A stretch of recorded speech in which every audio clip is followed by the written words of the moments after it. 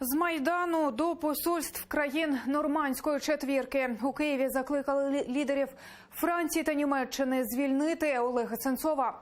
На підтримку українського режисера, який голодує вже 50 днів. Там з вимогами звільнити усіх українських політв'язнів у Росії на вулиці вийшли мешканці інших українських міст.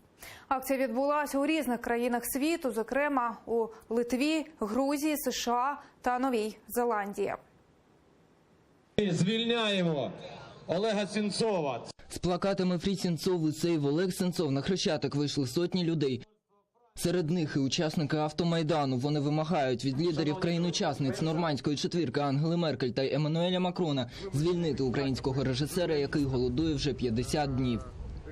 Требование у нас очень простое и одно. Пускай Ангела Меркель не заботится о Северном потоке-2, не заботится о каких-то политических обменах, а сделает очень простое действие. Лично, каждый из них лично, Ангела Меркель напишет обращение к Путину с помилованием Олега Сенцова. Если данный вопрос не поможет, то я, к сожалению, не знаю, что поможет еще. На Майдані відбувся мітинг за участю членів Меджлісу. За словами голови Меджлісу кримсько-татарського народу Рефата Чубарова, ім'я Олега уособлює всю боротьбу проти Росії. Треба знаходити рішення, які б змусили б Росію взагалі відмовитися від агресії і війни проти України. І ми тут з трибуни намагалися говорити. Я особисто сьогодні наголосив про те, що українська держава має спробувати здійснити все, аби об'єднати наших партнерів навколо того, що не може бути жодних самітів, зустрічей з Путіним, поки не буде вирішено питання щодо деокупації Криму. Росія намагається отримати преференції, торгуючи життям Олега Сенцова, вважає заступник голови Меджлісу Ахтем Чийгоз. Тому треба діяти активніше, аби зберегти Олега та інших в'язнів. В случае с Сенцовым это попытка поднять цену разговора. Сам Сенцов или кто-либо другой, его, в общем-то, жизнь там, или умрет, абсолютно его не волнует. Но раз есть такой международный резонанс, то попробовать поднять планку переговоров и добиться чего-либо существенного. З Майдана піша хода вирушає до посольств Франції і Німеччини в Києві. Її супроводжує автоколона. У французької амбасади вони залишили звернення у поштовій скринці.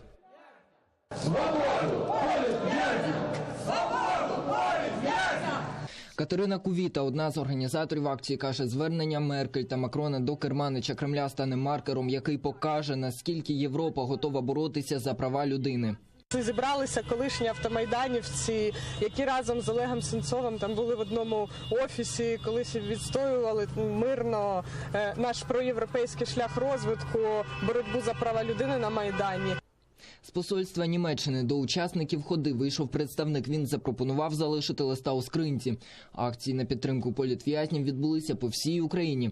Люди з плакатами виходили в Одесі, Кривому Розі, Харкові та інших містах. Ми підтримуємо наших політв'язнів, які знаходяться у тюрмі народів Росії. І на підтримку сьогодні активісти своїми силами зібралися на своєму прикладі. Підтримуємо нашого Олега. В цей день акції на підтримку Олега Сенцова та інших політв'язнів відбулись більш ніж у 10 країнах світу. Долучились Польща, Німеччина, Литва, США, Франція, Нова Зеландія та навіть Китай. Провінція Шандунь приєднується до акції по звільненню Олега Сенцова. Ми вимагаємо звільнити всіх політв'язнів, які знаходяться на території Росії та території окупованого Криму. Олега Сенцова затримали у травні 2014-го, а у серпні 2016-го засудили до 20 років колонії суворого режиму. Його звинуватили буцімто в тероризмі. 14 травня у колонії в Лабитнангі Сенцов оголосив безстрокове голодування з вимогою звільнити всіх бранців Кремля. Організатори акції кажуть, що заходи на підтримку Олега проводитимуть частіше, бо існує велика загроза для його життя. Роман Душин, Олександр Павленко, Заман, АТР.